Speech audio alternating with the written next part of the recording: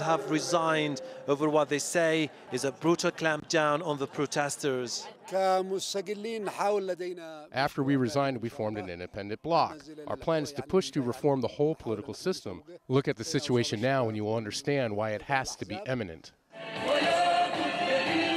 To enforce change, the protesters are mustering more people here in the capital and across the country.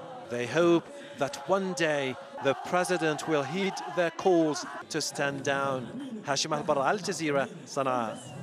An Egyptian criminal court has upheld a travel ban imposed on ousted President Hosni Mubarak. The decision prevents the former leader and his family from leaving the country. Their financial assets and property in Egypt have also been frozen. In Bahrain, 3 hardline Shia Muslim groups have created a new movement aimed at converting the monarchy into a republic. The groups include the opposition Haq movement. The country has seen protests over the past month, with hundreds taking to the streets asking for democracy. In South Sudan, 51 soldiers have been killed in fighting between government troops and forces loyal to a rebel leader. South Sudan voted in January to secede from the north, but violence has flared in multiple locations across the south in the last 2 weeks. It underscores the challenges the region faces before it declares independence on July the 9th. Meanwhile, Sudanese President Omar al-Bashir is in Egypt meeting the country's new leaders. It's the first visit by an Arab leader to Egypt since former President Hosni Mubarak quit in February. Hundreds of people have taken to the streets of Abidjan in Côte d'Ivoire. Some were protesting the killing of 7 women shot by soldiers during a march last week. Other people have been demonstrating against incumbent leader Laurent Gbagbo. Police in Pakistan have arrested a man over a bomb blast that's killed at least 25 people. The explosion in the eastern city of Faisalabad happened at a gas station in a neighborhood full of government buildings. More than 120 people have been injured. Officials say the man may also have been involved in a 2009 attack on a Sri Lankan cricket team. Kamal Haider has the latest from Islamabad. A deadly attack at a gas station, this time, of course, with new tactics. The explosive-laden vehicle was parked inside that gas filling station. At the time of the blast, the man is said to have left his vehicle and then detonated his device by remote control. According to the security forces, at least 25 people were killed and over 100 wounded. A number of buildings close to that filling station were also destroyed. Rescue efforts were underway to try and dig out both the dead and possibly people who may have been trapped under the debris. The security forces also saying that they have claimed a major breakthrough by arresting a man whom they believe was responsible for the attack. He's also been implicated in the attack on the Sri Lankan team in the city of Lahore earlier. In Bangladesh, Nobel laureate Muhammad Yunus has lost a High Court appeal against being sacked from his own bank. Last week, the central bank ordered the 70-year-old out of Grameen Bank for violating the country's retirement laws. His lawyers argue that the bank has a special status and those rules don't apply. Yunus has been an outspoken government critic who attempted to form his own political party in 2007. Coming up on this news hour, the Afghan Cash for Work programme. It's attracting hundreds of people every week, but who is really benefiting?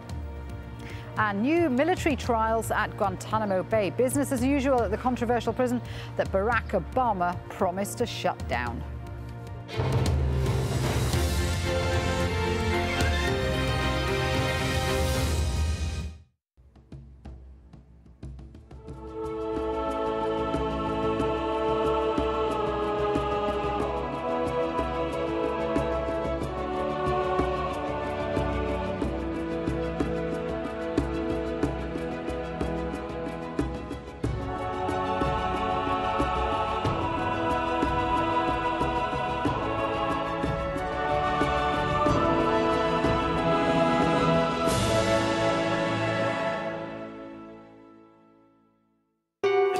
With surprises, yet with a touch of the familiar. It's all those things you imagined, and some you didn't. It intrigues and fascinates, and often delights. It's a story of the world, and it's one with many endings. The 5-star global network fly to over 90 destinations on board one of the world's youngest fleets. Qatar Airways, world's 5-star airline.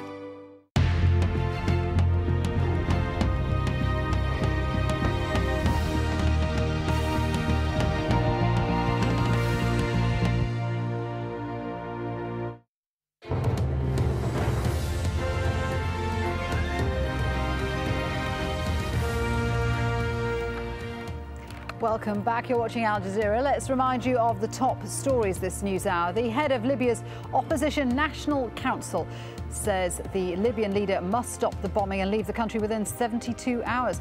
In return, the council will guarantee he won't be prosecuted under Libyan laws. There's been intense fighting in the oil city of Ras Lanuf. Witnesses say Gaddafi's forces have launched at least 6 airstrikes in the region. Well, as the fighting continues, what does it mean for Libya's lucrative oil industry? For more on that, let's cross to Felicity Barr, who's in our European News Centre. Felicity.